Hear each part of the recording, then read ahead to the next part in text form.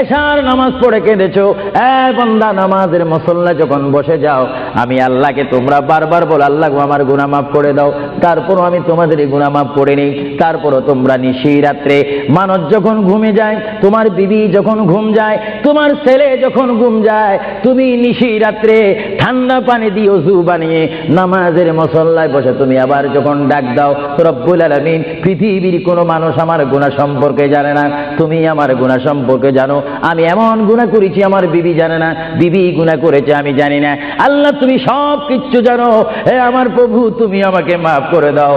আমার আল্লাহ বলে তারপরও যদি তোমাদেরকে আমি মাফ না করি, তারপরও বান্দা তোমরা আমার রহমতের দরজা থেকে ফিরে যাইও না। আমি তোমাদেরকে হুকুম দিচ্ছি, ওয়ালাউ আন্নাহুম ইয যালামু আনফুসাহুম জাউকা, বান্দারে যদি গুনাহ করে ফেলো আমার রহমত থেকে মুখ ফিরিয়ে তুমি চলে যাইও না।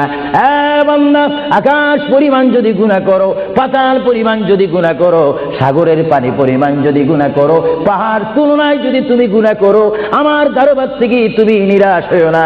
বান্দা আমি তোমাকে একটি রাস্তা পাঠাই দিচ্ছি, একটি পথ তোমাকে আমি দেখাই দিচ্ছি। সেই পথটি কোন পথ তোমরা জানো? ওয়ালাউ আন্নাহুম ইয যালামু আনফুসাহুম জাউকা, বান্দারে যখন তোমরা বরবাদ হয়ে যাবে তখন তোমাদেরকে একটা পথ আমি তোমাদেরকে দেখাই দিলাম, সেই পথটির নাম হচ্ছে আমার রাসূলের মদিনা। জোরে বলেন সুবহানাল্লাহ।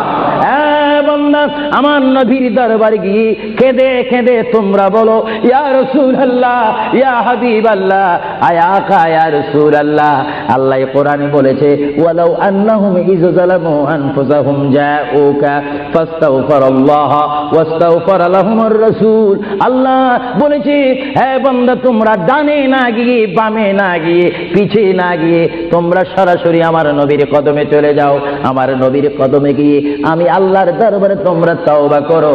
তওবা করতে করতে তোমাদের চোখের পানি যখন বাইর হয়ে যাবে, আর ওই মুহূর্তে যদি আমার বন্ধু যদি তোমাদের জন্য আমার দরবারে সুপারিশ করে, আমি আল্লাহ তোমাদেরকে ওয়াদা দিয়ে দিলাম, গ্যারান্টি দিয়ে দিলাম, আমার রাসূল যদি তোমাদের জন্য আমার দরবারে সুপারিশ করে, সঙ্গে সঙ্গে বান্দা তোমার অতীতের জীবনের কবিরা সগীরা গুনাহ মাফ করে দেব। জোরে বলেন সুবহানাল্লাহ।